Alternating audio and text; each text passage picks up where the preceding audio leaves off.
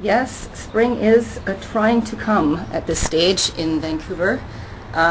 Still not very warm out though, and silly me, I'm out here in a tank top, so let's go in. But it's getting there. It's slowly but surely getting there. I did get the grill out a few days ago for the first time this year. Woohoo! Finally, grilling season's here. I love grilling my protein, my meat, so getting excited for summer.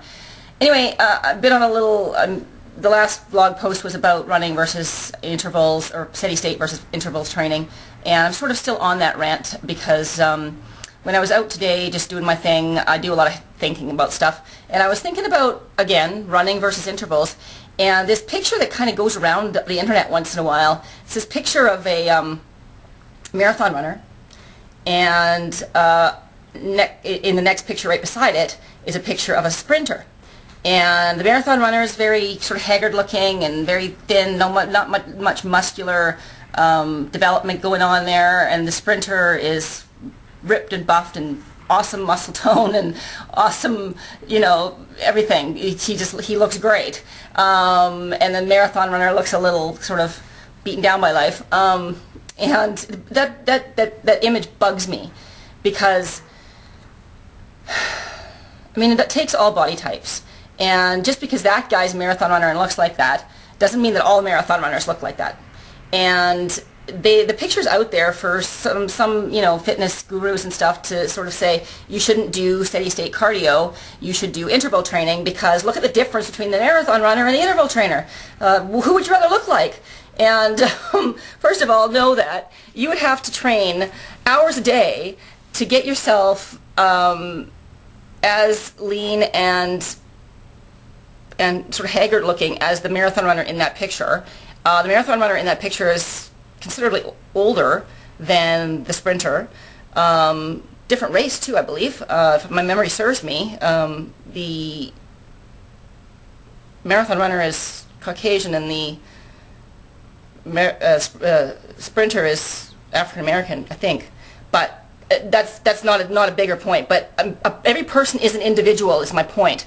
And sure, I bet you there's some sprinters that look just as lean as the marathon runner, and I bet you there's lots of marathon runners that look just as ripped as the sprinter. Yes, sprinting is a great form of cardio, and it's efficient and quick, and you don't have to train for as long to get great results with and burn lots of calories with sprinting. But to say don't do endurance running because you'll wind up looking like that guy is irresponsible. Completely irresponsible. That guy is an individual. We don't know what he eats. We don't know if he probably doesn't weight train. I'm betting that the sprinter does weight train. So fear tactics like that make me crazy because running is a great way to burn calories. So is even just doing steady state walking, you know, like power walking or whatever. And a lot of people will tell you not to do that because you'll wind up looking like the guy in the picture. And if you do want to look like the sprinter in the picture, well, that sprinter is like an Olympic level sprinter. He trains like crazy, not just at sprinting, but weight training and everything else to get himself in really, really great shape so he can go out there and win medals, you know. So the average Joe, the you and me in the world, we don't have time to train like that, like either one of those guys does. And I'm a long-time runner, and I love to run, and I run all the time. And do I look haggard and gaunt like that marathon runner? No, I don't. So it's a complete fallacy. It's a scare tactic. It's a sales technique as well. If someone's trying to sell you interval training programs or techniques or secrets or whatever, then they might use that picture to sort of, you know, convince you not to prefer to do interval training, whether you like it or not.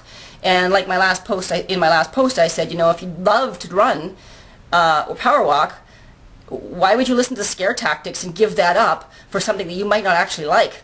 A lot of people don't like interval training. It hurts too much. So, you know, there's another one going around as well of two women's butts.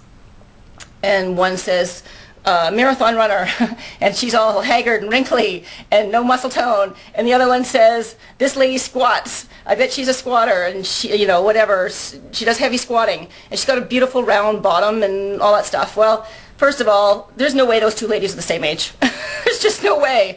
And perhaps the woman in the with the nice butt does squat, perhaps. and perhaps women without the nice butt doesn't squat.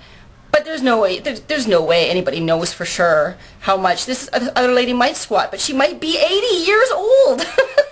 You don't know. You can't see anything but their butt.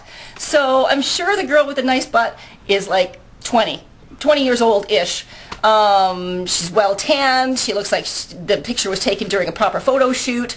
The other one of the person that doesn't squat was taken obviously candidly at a beach. Person probably doesn't even know their picture was taken.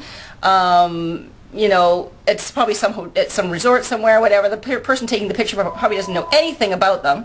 So anyway, be very careful when you, phone's ringing, that's distracting me, so let's go in, or go out. So be very, very careful when you look at these scare tactic pictures, you know, that try and convince you that one thing's good over another. Really analyze the picture, because there's a lot of differences in those pictures that have nothing to do with what the picture is about, squatting or running versus intervals or whatever, that can give you some clues that this is just ridiculous for the most part. So anyway, it's my little rant. Sorry, I went off on you there. But those things do make me a bit angry, especially when they're telling me that if I keep up what I'm doing, my running, I'm going to wind up looking like that guy, that marathoner guy. And I just know that that's just not the truth. It's just not the truth. So, you know, apparently my phone is ringing quite a bit, so I should go.